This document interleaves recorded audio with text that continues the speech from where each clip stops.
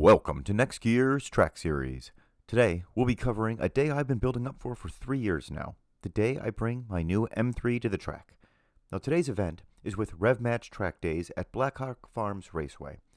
Now when I had planned this session out, I had intended on bringing the E90 BMW today, but after replacing the rear brakes on it, some other issues were discovered with the ABS that need to be fixed before it goes on another track event. So seeing that the S2000 was just at Blackhawk 2 weeks ago, I made the decision that it was time to finally bring out the M3 a few months earlier than planned. Now I had several goals for the day. The first was to go easy on the car since this was my first track day with it, and she is still quite new with only about 2,000 miles currently on the odometer. Now I had also heard just how quickly you can go through tires and brakes on this car, so I was trying to go as easy as possible on both of those on mine, while still trying to get used to how this car felt on the track. I also wanted to test out some of the track modes on the car and see how they compared to each other and how this car compared to my usual track car, the S2000. Now in total, there were 4 20-minute sessions and 1 30-minute session today. Now in the first session of the day, I was simply getting used to the braking zones and the lines to follow with the car, but I was able to manage a 126 with the track settings of 4-wheel drive, sport, engine and suspension modes, and comfort, brakes, and steering modes.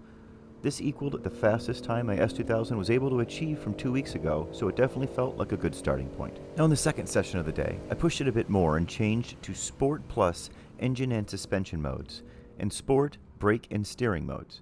Now I definitely found the suspension, brake, and steering changes to my liking, but the engine mode of Sport Plus definitely did not have nearly as linear of a feel to it with the gas, so I went ahead and switched back to Sport for the remainder of the day. I also turned on M Dynamic mode in this second session, and it definitely was a positive change. Now it was clear all of these changes were helpful as my best time went down by almost 4 seconds to a 1:23 flat. Now there was definitely several more seconds to shave off once I got more comfortable with the car and was able to push the braking zones and corners more. Now for the remainder of the sessions of the day, I changed from automatic to manual shifting and really enjoyed the driving experience more. So along with the previous changes I had made to the settings, I felt I had finally found the track settings I most preferred when out on my track days. Now in sessions 3 and 4, I kept those same settings and tried to work on my braking zones and getting the actual lap times down without pushing the car too hard. Now currently, you're seeing my fastest lap with the automatic mode set in session 2, when compared to the S2000's best lap time from 2 weeks ago. Now after this lap, I'll show my fastest lap of the day, which was achieved in manual mode, and how it compares to the S2000's time as well. Now in regards to my overall experience of the M3 on the track, and how it compares to the S2000, it was such a dramatic difference in driving experience to the S2000. I could definitely feel how much heavier it was, but not nearly as much as I thought I would.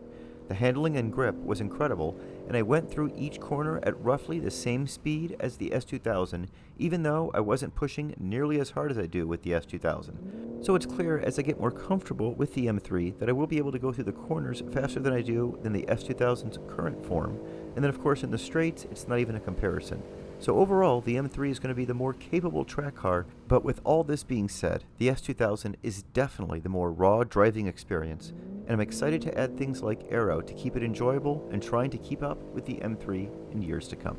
I'll go ahead and be quiet now so you can enjoy the fastest lap of the day. I'll be at Autobahn South in 3 weeks with the S2000 to see if I can beat my personal best from last year. Enjoy the run.